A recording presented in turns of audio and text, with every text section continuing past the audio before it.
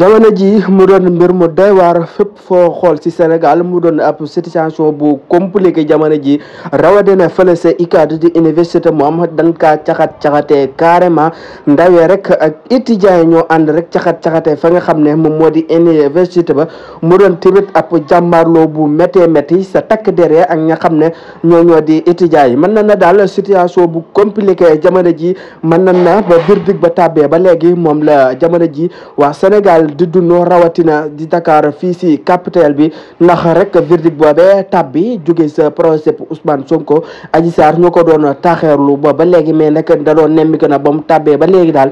takk der yi ak population bi rek ña ngay